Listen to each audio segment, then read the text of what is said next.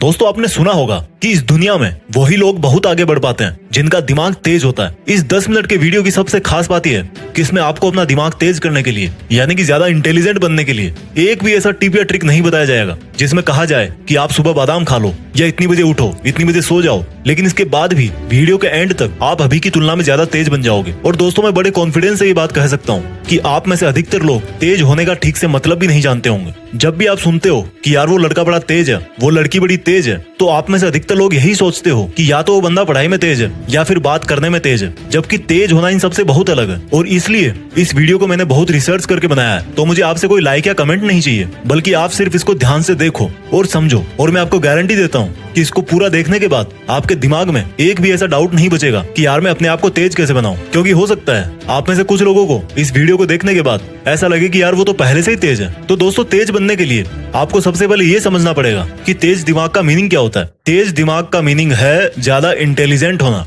और इंटेलिजेंट का मतलब क्या होता है? इंटेलिजेंट दो चीजों से मिलकर बनता है। किसी भी चीज को या क्वालिटी को अच्छी तरह से फटाफट एक्यूरेटली सीखना और उसी फिर सीखे हुए नॉलेज को फ्यूचर में जरूरत पड़ने पर सही ढंग से सही जगह पर काम में लेना।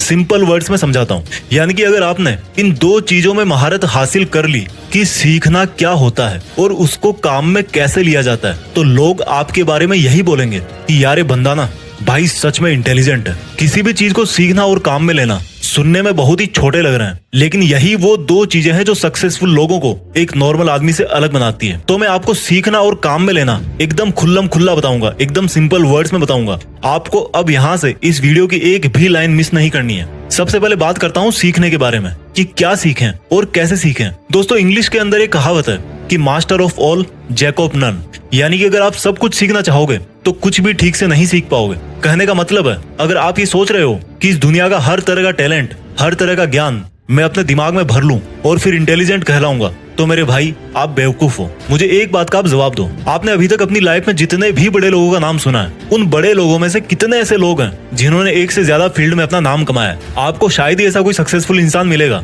जिसने फुटबॉल में वर्ल्ड कप जीता हो, उसी बंदे ने म्यूजिक के अंदर भी ऑस्कर अवार्ड जीता हो, और फिर उसी बंदे ने कोई साइंटिफिक आविष्कार भी किया हो। मेरे भाई जो बंदा इंटरनेशनल फुटबॉल स्टार प्लेयर है ना, उसने सिर्फ और सिर्फ फुटबॉल के मैदान में पूरी उम्र पसीना निकाला है। जिस बंदे ने म्यूजिक में ऑस्कर अवार्ड जीता है, उसने हर दिन और रात सिर्फ और सिर्फ म्यूजिक के अंदर ही लगाया है। जिस बंदे ने किसी नई साइंटिफिक चीज का आविष्कार किया है, उसने हमेशा अपना टाइम अपने साइंटिफिक एक्सपेरिमेंट्स में ही लगाया है। और यही वो एक चीज है जो उनको उस फील्ड में एक आम आदमी से बहुत ज्यादा इंटेलिजेंट बनाती है। जी हाँ, इंटेलिजेंट। इंटेलिजेंट का मतलब ये नहीं है कि सिर्फ अपनी स्कूल लाइफ में हमेशा टॉप करने वाला ही जिंदगी में इंटेलिजेंट कहलाता है। हर वो बंदा जो किसी भी एक फील्ड के बारे में औरों से ज्यादा जानता हो और औरों से ज्यादा करके दिखा सकता है, वो ही असली इंटेलिजेंट कहलाता है। लेकिन हमारे साथ क्या होता है, जब हम टीवी में क्रिकेट देखेंगे तो सोचेंगे कि यार मुझे तो बस क्रिकेटर ही बनना है। एक साल बाद आपका फ्रेंड आईएएस बन जाता है तो आप सोचोगे कि यार अब तो मुझे आईएएस ही बनना है। फिर एक साल बाद आपका कोई दोस्त बहुत बड़ी सक्सेसफुल वेबसाइट बना देता है तो आप सोचोगे कि यार अब तो मुझे वेबसाइट ही बनानी है। इसलिए दोस्तों सबसे पहले आपको यह समझना पड़ेगा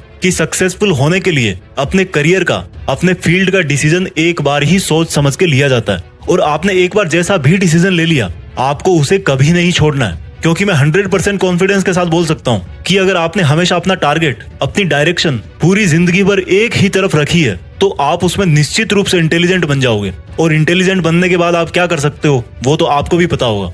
इसलिए आपको अगर इंटेलिजेंट बनना है तो सब कुछ नहीं सीखना, सिर्फ वही सीखना है जिससे आपका टारगेट पूरा होगा, जिससे आपको वो रिजल्ट मिलेगा जो आप चाहते हो। अगर आपको लगता है कि आपको एक्टिंग सीखनी है तो मरते दम तक आपके दिमाग में हर सेकंड, हर मिनट यही चलना चाहिए कि मुझे सिर्फ एक्टिंग ही करनी है और कोई सेकंड थॉट नहीं है मेरे पास। और ऐसे ही सोच सोच करके आपको अपनी एक्टिंग दिन प्रतिदिन सुधारते रहना है। अगर आपका ड्रीम डॉक्टर बनना है तो आपको हर हाल में यही सोचना है कि मेरे लिए डॉक्टर से बड़ी कोई चीज नहीं है, और आपको सिर्फ और सिर्फ अपनी डॉक्टर वाली इंटेलिजेंस पर ही ध्यान देना है। मैं आपको कील का एग्जांपल देता हूँ। कोई भी कील आगे से जितनी नुकीली होगी वो उतनी ही आसानी से और उतनी ही अंदर तक दीवार में चली जाएगी। तो कील के नुकीले सिरे का मतलब है आपका जो भी फील्ड है, आपकी लाइफ का जो भी टारगेट है, या जो आपने सोचा है कि मुझे यही करना है, आपको सिर्फ उसी पर ही ध्यान देना है, उसी को शार्प करना है, उसी को परफेक्टली सीखने की कोशिश करना है। तो जब आप ये डिसाइड कर लो कि सीखना क्या है, तो फिर बात आती है कि उसको सीखे कैसे। आपको एक बहुत ही सिंपल तरीका बताता हूँ। आप जिस भी फील्ड में इंटेलिजेंट बनना चाहते हो,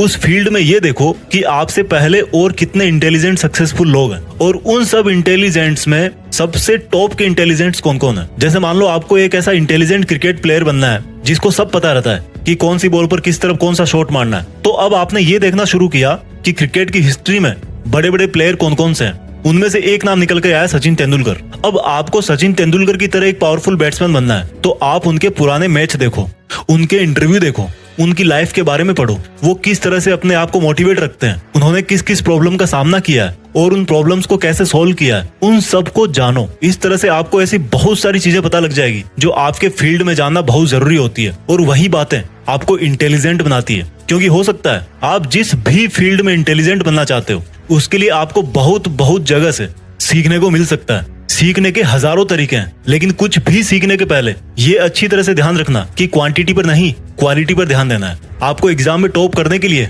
50 किताबें पढ़ने की जरूरत नहीं है, सिर्फ 5 किताबें चूज करो अच्छे राइटर्स की, एग्जाम निकाल दोगे। ये तरीका है सीखने का। और सीखने में सबसे जरूरी चीज क्या होती है?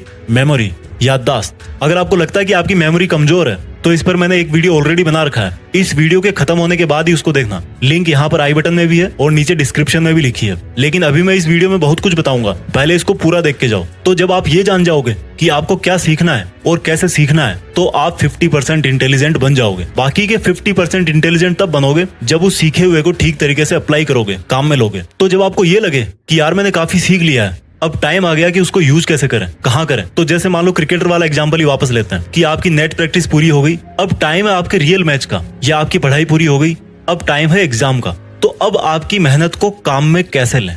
आपको सबसे पहले अपने आप को वर्तमान में रखना है। आपने क्रिकेट की प्रैक्टिस बहुत अच्छी की, लेकिन रियल गेम के टाइम आपका ध्यान पिछले मैच की कमजोर परफॉर्मेंस पे जा रहा था। आपने एग्जाम की तैयारी बहुत अच्छी की, लेकिन आपका ध्यान रिजल्ट पे जा रहा था कि रिजल्ट में डाउन हो गया तो पापा बहुत मारेंगे। यानी कि आप में वो कैपेबिलिटीज है, लेकिन आप उस टाइम पर फोकस नहीं कर पा रहे। और जब इतनी प्रैक्टिस करने के बाद भी आप एग्जाम में फेल हो जाते हो, तो कोई आपको इंटेलिजेंट बोलेगा? नहीं बोलेगा ना। तो आपको प्रेजेंट में रहना है, हमेशा यही सोचना है कि जो काम मैं अभी कर रहा हूँ, मुझे नहीं पता पास्ट में क्या हुआ था, फ्यूचर में क्या होगा, वो सब मैं बाद में देख लूंगा।